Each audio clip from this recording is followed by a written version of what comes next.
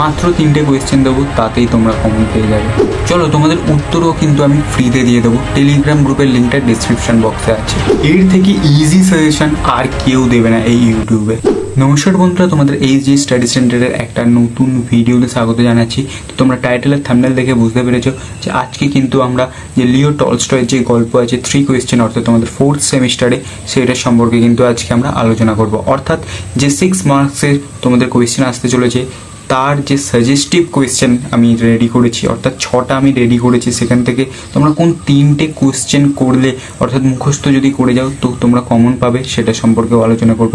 আর তোমরা যদি নোটস ফ্রিতে নিতে চাও, এমনটা নয় যে সব নোটস ফ্রিতে, কিছু কিছু স্পেসিফিক যে ইম্পর্টেন্ট নোটসগুলো যদি তোমরা ফ্রিতে নিতে চাও, আমার টেলিগ্রামের যে লিঙ্ক, অর্থাৎ টেলিগ্রাম গ্রুপের যে লিঙ্ক, সেটা কিন্তু আমি ডিসক্রিপশন বক্সে দিয়ে দিয়েছি, জয়েন করে যেতে পারো।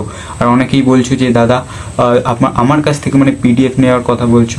দেখো, ফ্রিতে কিন্তু পিডিএফ আমি টোটাল প্রোভাইড করছি না। তোমরা যদি 4th সেমিস্টারের ইংলিশের পিডিএফ নিতে চাও, মাত্র 100 টাকা দাম। তোমরা আমাকে ডিএম করো, আমি কিন্তু তোমাদের সেটা কিভাবে তোমরা নিতে পারবে তোমাদের আমি গাইড করে দেবো। দেখো, আজকে সাজেশনের প্রথম question, you have already been answered, who speaks this words to whom, how had the speaker's question has been answered. আচ্ছা, এখানে দেখো তোমাদের বাংলায় বোঝার জন্য বাংলায় আমি লিখে দিয়েছি। দেখো, আপনার প্রশ্নের উত্তর ইতিমধ্যেই দেওয়া হয়ে গেছে।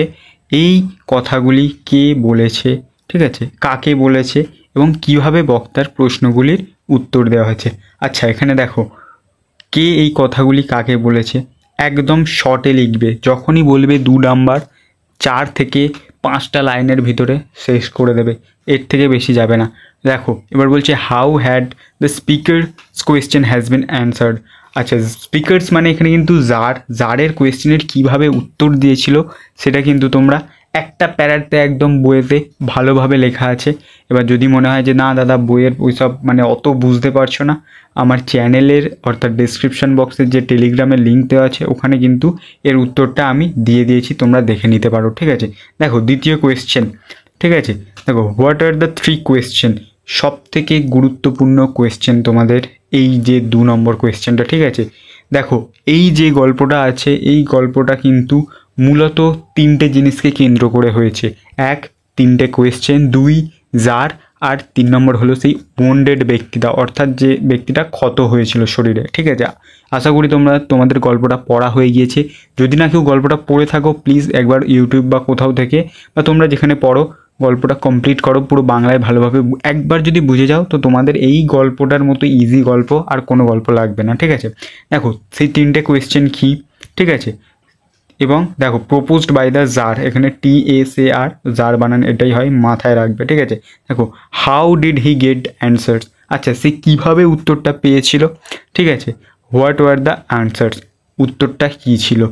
3, 1, 2, ঠিক আছে, তোমাদের কিন্তু এখান থেকে মানে এই গল্প থেকে কিন্তু তোমাদের এরকমভাবে 3, 1, 2 বা 2, 2, 2 বা 4, 2 এইভাবেই আসবে। ঠিক আছে, কোনো বড় ডাইরেক্ট 6 নাম্বারের কিন্তু তোমাদের উত্তর আসার চান্স নেই। এর আগে যেমন আমরা যেটা লিউইস ক্যারলের দেখছিলাম ডাউন টু দ্য র্যাবিট হোলে, যে 6 নাম্বারের কোয়েশ্চেন আসার চান্স ছিল। তোমরা যদি না সাজেশনটা দেখে থাকো এখনও পর্যন্ত, ওই ভিডিওটা দেখে নাও ডিসক্রিপশন বক্সে, বা আমার চ্যানেলের সেকেন্ড ভিডিওটা দেখলেই তোমরা বুঝতে পেরে যাবে। ঠিক আছে, দেখো এখানে 3 number question, what are the question that troubled tsar, কোন কোয়েশ্চেনগুলো জারকে মানে ইতস্তত বোধ করছিল। ঠিক আছে, এখানে পিডি তো আছে, এটা অ্যাকচুয়ালি ইতস্তত বোধ হবে, একই ব্যাপার।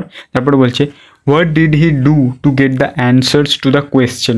আচ্ছা, কোন কোয়েশ্চেনগুলো তাকে ইতস্তত বোধ করছিল, অর্থাৎ সেই 3টে কোয়েশ্চেন কিন্তু তাকে ইতস্তত বোধ করছিল। সেই 3টে কোয়েশ্চেন তোমাদের গুছিয়ে লিখবে। ঠিক আছে, 3 নম্বরে বলেছে পরিষ্কারভাবে কেটে কেটে লিখবে, প্রথম 3টে লিখবে, একটু ছাড় দিয়ে আবার পরের 3 নম্বরে যেটা আছে সেটা। সে কীভাবে এই কোয়েশ্চেনের উত্তরগুলো খুঁজেছিল, ঠিক আছে, কীভাবে ওয়েন্ডেড ম্যানের সাথে দেখা হয়েছিল, তার জন্য কি করেছিল, সে সেখানে তাকে কি বলেছিল, পুরো ডিটেলসে লিখবে। ঠিক আছে, শেষের যে কোয়েশ্চেনটা আছে প্যারার, সেটা কিন্তু একটু বড় করে লিখবে।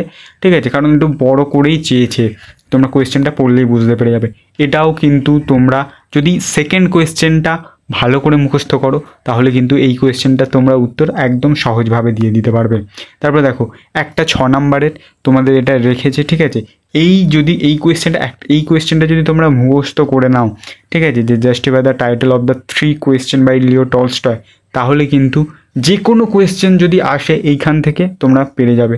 কারণ একটা যখন তার গল্পের নামের সার্থকতা পড়ো, তখন তোমরা টোটাল গল্পটাকে পড়ো, ঠিক আছে, টোটাল গল্পের তোমরা সারমর্মটা পড়ো।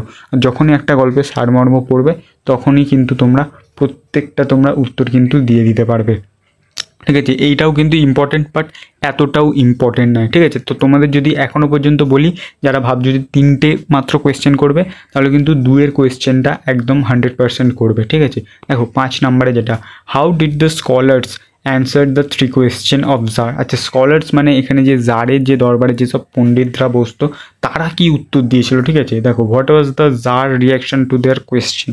আচ্ছা, জারের কি রিয়াকশান ছিল তাদের কোয়েশ্চেনের প্রতি, ঠিক আছে।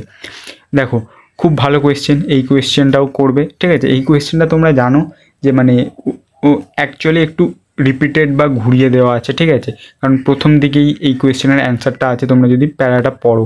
দেখো, what did the wounded man think about the tsar, how did he behave with the tsar thereafter, and how did the tsar react to his words. আচ্ছা, এখানে যে ওয়েন্ডেড ম্যানের সাথে যে কথোপকথনটা হয়েছিল, কিভাবে দেখা হয়েছিল, সে কিভাবে জানলো এবং কেন ওয়েন্ডেড ম্যান কিন্তু জারকে মারতে চেয়েছিল, এই ডিটেলসটা তোমাদের এখান থেকে কিন্তু জানতে চেয়েছে, ঠিক আছে। তো তোমরা যদি 2 নাম্বার আর 6 নাম্বারের এই দুটো কোয়েশ্চেন যদি তোমরা করে যাও, আশা করি মানে তোমরা যে কোনো কোয়েশ্চেন আসলে তোমরা একদম চোখ বন্ধ করে লিখে দেবে, ঠিক আছে। দেখো, এই যে গল্পটা এখান থেকে মেনলি কি আসে, যে কিভাবে জার হেল্প করেছিল সেই ম্যানকে, মানে সেই ওয়েন্ডেড ম্যানকে, সেই 3টে কোয়েশ্চেন কী ছিল, সেই 3টে কোয়েশ্চেনের উত্তর কিভাবে পেয়েছিল এবং তাদের পণ্ডিতরা কিভাবে সেই কোয়েশ্চেনের উত্তর দিয়েছিল, ঠিক আছে।